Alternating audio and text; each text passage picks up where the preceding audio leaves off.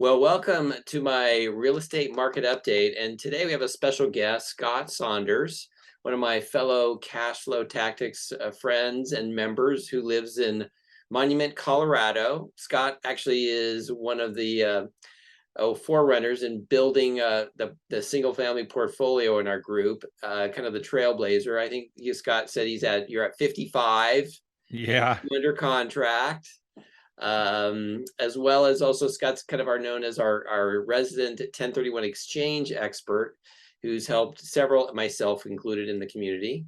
So I know you got into so how did you get into this real estate realm and in terms of investing? Because obviously we met in our group, and how did that all come about for you? Yeah, Harold, great to be with you. And the background actually goes back pretty close to your neck of the woods. I went to school at UC Santa Barbara. Nice. Uh, I was a biz econ major. Love Santa Barbara. Love your Yeah. neck of the woods. You live Oh, in one of the gotcha. most beautiful parts of the country. Yeah. It's gorgeous out there. I miss that view of the ocean, looking out at the oil rigs. But anyway, I went there and studied business economics, and I loved it. Finished my major by my junior year, and so for fun, I just took every econ class that they had available. But I Nice. did something just for fun, which I studied back then, which was known as the Forbes 400. It wasn't a class assignment. I don't even know why I decided to do it, but I went through and I wrote out where people got their wealth. So the people that were the wealthiest people at the time, and overwhelmingly the people that did in real estate, that was the vast majority. There are a few people here and there that had inherited. Yeah. So that's what kind of gave me the thing. And so when everybody in my senior year was interviewing and they were going through accounting firms and those types of things, I didn't do any of that. And I went back to where I'm from. I'm from San Jose, California. And I really wanted to seek out somebody that was a real estate investor and to learn from somebody that was in the trenches that did real estate. And so I ended up running into somebody, got introduced to Yeah. somebody that does real estate, and that was in my job, which was 1031 exchanges. So kind Okay. of my career right out of school was 1031 exchanges, and I've kind of grown up, and I did that so I could be close to a real estate investor. So did you buy, how long ago did you buy your first investment property then? Oh, long time ago, Yeah. 20 some years ago, I When that was bought in a San Jose or? no, actually, I bought one out here, and I bought a multifamily. So, people talk about Okay. multifamily and units, and looking back, I do things completely differently. I was a hands-on. I wanted to manage it, be a control freak, Sure. interview people, Of and course. oh, I that is not for me at all. That's not. You can maybe make money doing that, but the amount of extra time it takes to try and manage that and work at a job and a career and then try to be super actively involved, that Yeah. was not a good fit for me. Nice. Well, obviously you learned some things doing that once, right? And so now fast forward, you've been at this now. So what for you, what's your real estate investment strategy now moving forward? My strategy, honestly, Harold, it's pretty simple. Okay. It's to buy reasonable, very solid single family rental properties. Almost everything I buy is what's called a turnkey property or has gone through a fairly recent renovation. So buying very modestly priced properties, compared to where you're at, Gosh, the yeah. numbers that I spend, I buy properties between 70,000 to maybe 180, and a Okay. lot that are in that 100 to 140 range. And a single family home, a 3 bedroom, 1 bath, 3 bedroom, 2 bath, single family home in kind of a middle class type neighborhood. And typically And rents, would you say your rents are for your little three and twos, 140, 130 range typically? yeah, if I'm buying $130,000 house, I like to see rent. Ideally would be 1,300 would be really nice. Sweet But if spot. it's 1,200, 1,250, that's close enough. It's a pretty good return on it. Right. And gosh, those properties, there are tons of those properties all around the Midwest. There are just entire states and cities that have a lot of those types of properties. So my strategy is to build almost kind of like a REIT portfolio, but to build it with single family homes. So Nice. to just scale and add a lot of single family homes, just one at a time, get a good property, find another one that's good, and to be really comfortable with kind of scaling and growing that. And then looking at my overall numbers, kind of my blended portfolio return at the bottom, just like somebody would with a REIT that invests in commercial property. It's just the asset class or single family homes. I've got a few duplexes. I think I have three right now, but mainly single family. So now, most of those are obviously outside of Colorado, right? Yeah. So how, what do you tell someone? Because obviously there's a lot of people that I deal with right now that like to have it nearby. How do you see that, in terms of how do you view that? Is that much of an issue for you that it's not nearby, and how much, now we talked about earlier about how you were hands-on. Now, how does that compare now to what you do and how much time, it's kind of a loaded question. How much time do you spend now managing 55 properties at this point? Yeah. Well, let me answer the first question kind of in two ways. Number one, I'm looking for good opportunities, good, solid investments. And so in my area here, the average home in my neighborhood is, I don't know, 800 to 900,000, something like that. Yeah. It doesn't make a really good investment when you look at the cash that it'll produce. So first off, you've got to go to the markets that are there that have the good opportunity. And so markets that I go into, Memphis, Tennessee, St. Louis, Missouri, Cleveland, Ohio, Dayton, Ohio, Jacksonville, Florida, Little Rock, Arkansas, Indianapolis, Wichita, Kansas, Albuquerque, New Mexico. So, I had one in Arizona last year that I rolled out of, but those are the opportunities. Now, to the other part of your question, I actually find it refreshing. I actually prefer out of state investing. Okay. The house that I'm in right now used to be a rental property. I moved back in and I managed it for about 10 years. It was really hard to see a nice asset get beat up over time. I drive by and I'd see the landscaping get overgrown and tenants would turn and they tear up my beautiful floors and ding the walls.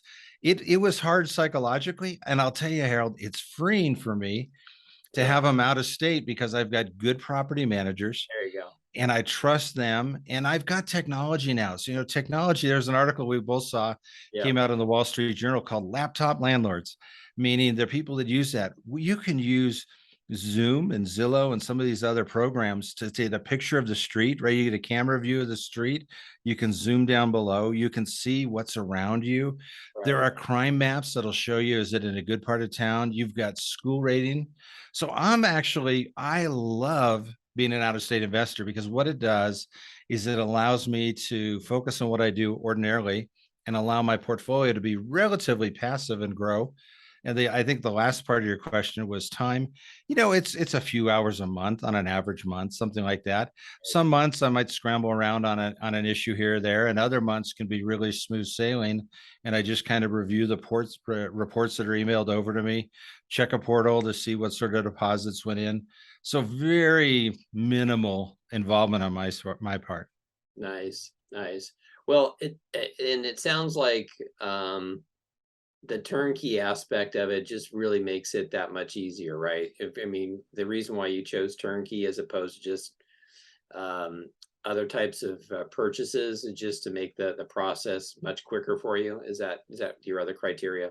It's quicker, and the other one for me would be that it's going to keep my initial problems down. So a turnkey, for those that don't know it, is where somebody's basically doing what's called a fix and flip. They're going to get an asset that's got good bones, but it's saggy. They're going to fix it up, and then it's a nice one. So they're making the profit. So you're kind of paying full retail. Right. For me as an investor, I'm good with that. I've got a brand new roof in most cases, new furnace, new AC. The Right. kitchen's freshened up. The landscaping's tight. The floors are redone and modern. The bathrooms are all freshened up and updated. So the house inside really is a nice house, and I shouldn't have any significant problems for 15 years, 20 years before I got to replace it. So it gives me a runway now. And in that runway, the house is going to appreciate, property values will go up, rents will go up. And so when I have to deal with those, I should be in a really, really strong equity position when I need to do those things. That's good. Yeah, and the one thing nice with turnkey is like if you did have, especially out here, if you had a property that was banged up and such, you could sell it, trade it into something that's already been refurbished and a good cash flow. Kind of solves two problems for one. So I know you've done some 1031 exchanges. Do you have an example of one that you've done and you've converted into a turnkey, and what the numbers look like before and after? Yeah, sure. I bought, this is a number of years ago, but I bought a piece of dirt. I was actually going to build a, it was in a nicer subdivision, 2.5 acres. And so it was going to be all custom homes. At one time I was going to, design and build my own home, decided not to do that, but the dirt went up 3 times more than I paid for it. So I got one of the best lots and it appreciated nicely, but the taxes went up at the same time. So now I had very low taxes and they went up pretty high on the land. So now I'm writing a check every year Oh just man, to do that. So what I did, Harold, is I exchanged out of one piece of dirt yeah, and I went into two properties into Wichita, Kansas. Those were brand new construction, right around 130,000 at the time. And then nice. I picked up three properties on the same street in a place called Clarksville, Tennessee, just a little bit north of Nashville. And those are really nice assets. Those would be like A-class properties. So I went from one piece of dirt with no cash flow and a check I had to write to pay the taxes. And now I got five rental properties Oh my God. kicking off cash flow. I got a little diversification and I got a whole lot more cash flow. And I'll tell you, I didn't have any idea that the community of Clarksville, Tennessee would, pop in value. But Nashville exploded, right? Because it became popular. And a town like Clarksville that's north benefited. The properties went up at my rents just in that on the last year, and each property went up $700 per Wow. house. Oh wow. So that's a nice side benefit. There you go. That's a nice story, right? Yeah. That's good. That's good. So, what would you tell like a new investor getting started? Because obviously now you've had this history.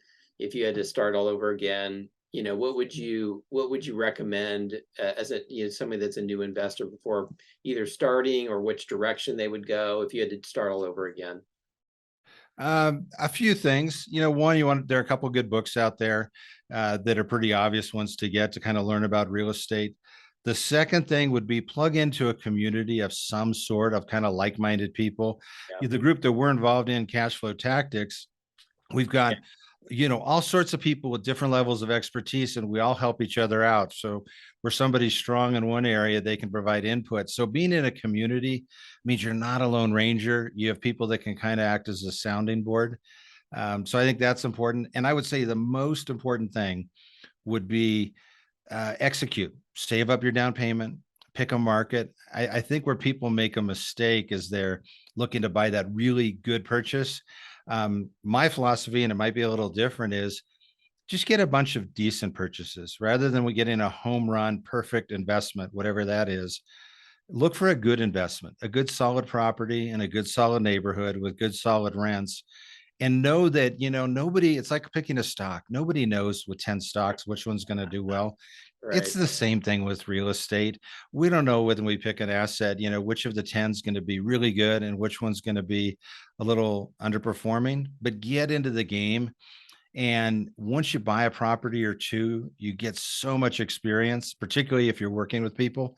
And then the last one I just hit me was maybe a mentor. Pick somebody off in the group that maybe you connect with, and you've got a little bit of a bond, and you have some similar interest, and maybe draft off of them a little bit. There you There's an individual here in town who I've worked with, who when I met him a couple of years ago in Utah, didn't have any rentals, and he just would say, "Hey Scott, what lender?" And I go, "Use this person." "Who do I use my insurance?" "Use this." And so I could shortcut it for him. right. And I know, guys like you and I that have a few rentals, we like helping people out and say, Sure. "Look, here's a resource." We're happy to do it because if we can shorten the pain for somebody else and make it a little bit smoother, man, we're happy to do that. And I think most real estate investors enjoy helping others kind of grow along that path. Absolutely. So speaking of that, short segue. I know you've got a webinar for what was it, passive income. Can you tell us, a quick little plug for that, and how, if somebody wants to be involved in that, where would they go? Sure, happy to do that, and thank you for that, Harold.